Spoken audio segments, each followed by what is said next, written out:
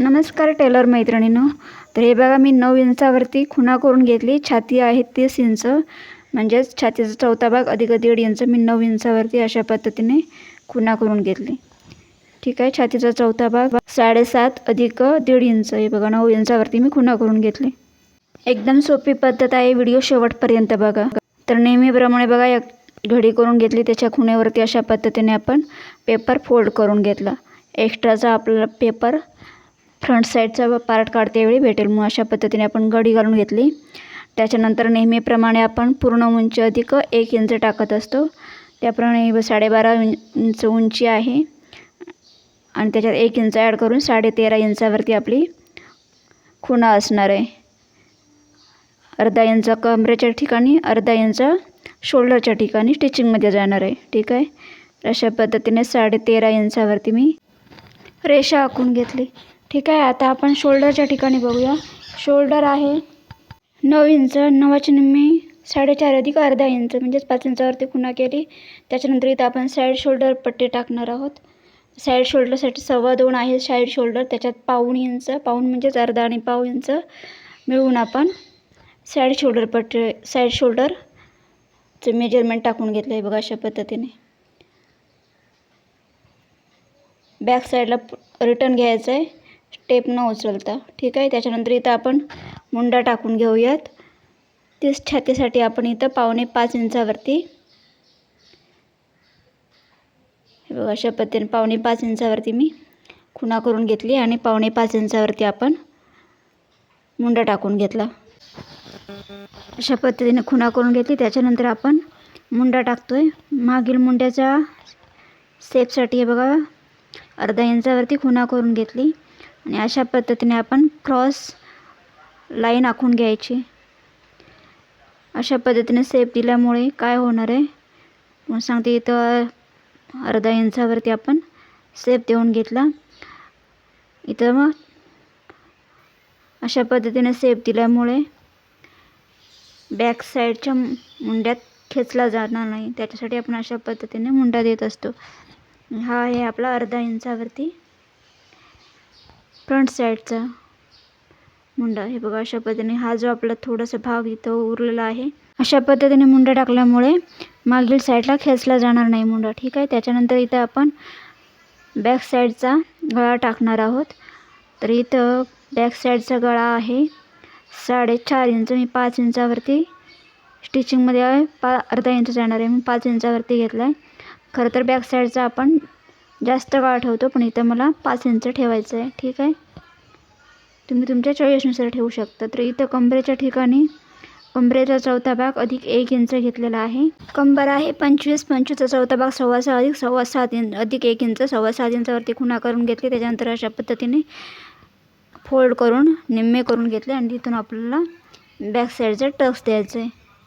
आणि लक्षात, कंबरेचा चौथा भाग अधिक 1 इंच करून घेतला, त्याच्या निम्मे केले आणि त्याच्यानंतर 4 इंचावरती अशा पद्धतीने टक्स देऊन घेतला. त्याच्यानंतर 1.5 इंच आपण हे शिलाई मार्जिन ठेवणार आहोत. व अशा पद्धतीने 1.5 इंच शिलाई मार्जिन ठेवलं. त्याच्यानंतर 1 इंचावरती गळ्याच्या साईडला अशा पद्धतीने आपण शेप देऊन घेतलं.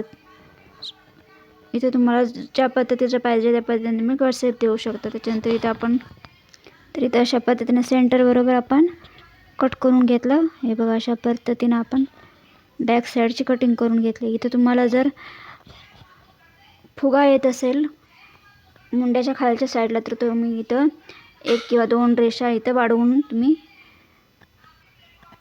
थोडासा हलकासा खाली शेप घेऊ शकता. ठीक आहे. हे बघा अशा पद्धतीने जर जोड येत असेल तर अशा पद्धतीने तुम्ही घेऊ शकता. त्याच्यानंतर हा आपली कटिंग झालेली आहे. ही बॅक साईडचा मुंडा कट करून घेतला. त्याच्यानंतर आपण बॅक साईडचा गळा कटिंग करून घेणार आहोत. आता आपण फ्रंट साईडचा पार्ट बघू. तर त्याच्यासाठी हे बघा मी 1.25 इंच इथं सोडलेला आहे आय हुक पट्टीसाठी. त्याच्यानंतर इथं बघा हा 1.5 इंच सोडून आपण त्याच्या पुढे आपण हा मागील भाग ठेवलेला आहे आणि हा जो आहे तसा ड्रॉ करून घेतला आहे. ठीक आहे. हे बघा अशा पद्धतीने ड्रॉ करून घेतला. त्याच्यानंतर त्या लाईन मी डार्क करून घेते म्हणजे तुम्हाला ते व्यवस्थित दिसेल. हे बघा अशा पद्धतीने मी डार्क करून घेतलं आहे आणि हा आपला मुंड्याचा शेप देऊन घेतला मागील. त्याच्यानंतर इथं आपण पुढील मुंड्याचा शेप द्यायचा आहे बघा. त्याच्यासाठी मी अशा पद्धतीने त्रिकोण करून अर्ध्या इंचावरती अशा पद्धतीने पुढील मुंड्याचा शेप दिला. ठीक आहे. आता इथं आपण गळ्याचं मेजरमेंट टाकूया. गळा आहे 4.5 इंच, इथं 5 इंचावरती खुणा करून घेते. 5 इंच घेते कारण अर्धा इंच आपलं शोल्डरच्या ठिकाणी जाणार आहे. 5 इंचावरती गळा टाकून घेतला आहे बघा. अशा पद्धतीने कॉर्नरमध्ये 1 इंचावरती अशा पद्धतीने खुणा करून आपण शेप देऊन घ्यायचा. तुम्हाला इथं हवा तो शेप तुम्ही देऊ शकता. ठीक आहे. त्याच्यानंतर कमरेच्या ठिकाणी बघा अर्धा इंच आपण इथं अजून वाढवून घ्यायचं आहे, कारण आपल्याला स्टिचिंगमध्ये अर्धा इंच ते कमी होणार आहे. ठीक आहे. त्याच्यासाठी आपण इथं अर्धा इंच वाढवून घ्यायचं आहे.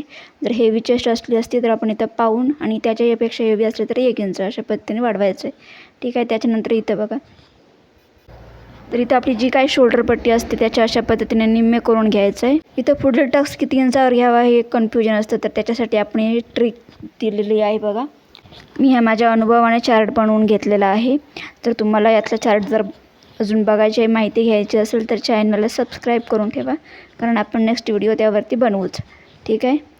तर इथं आपण उभा टक्स किती उंचीवर घ्यायचा ते आपल्या लक्षात येण्यासाठी आहे बघा. आता 28 इंच जर असेल चेस्ट तर त्याचा चौथा भाग किती 7 इंच बरोबर. त्याच्यात अधिक आपण 1 इंच ॲड करायचं आहे. 7 अधिक 1 इंच 8 इंच बरोबर, म्हणजे 8 इंचावरती आपला उभा टक्स येणार आहे. त्याच्या पुढील मेजरमेंट आहे 30 इंच. 28 नंतर 30, 30चा चौथा भाग आपण किती, 30चा चौथा भाग 7.5 इंच. ठीक आहे. ज्या पद्धतीने आपण घडी टाकतो त्याच पद्धतीने आहे 7.5 इंच. त्याच्यात आपण 1 इंच ॲड करायचं आहे, म्हणजे 8.5 इंचावरती आपला टक्स येणार आहे उभा. ठीक आहे. अशाच पद्धतीने इतर मेजरमेंटचं देखील आपण कॅल्क्युलेशन करून उभा टक्स काढू शकतो. हा फॉर्म्युला तुम्ही नक्की ट्राय करून बघा. तर इथं आपण 30 इंचासाठी 8.5 इंचावरती अशा पद्धतीने टक्स देऊन घेतला. हा आपला उभा टक्स असणार आहे. ठीक आहे.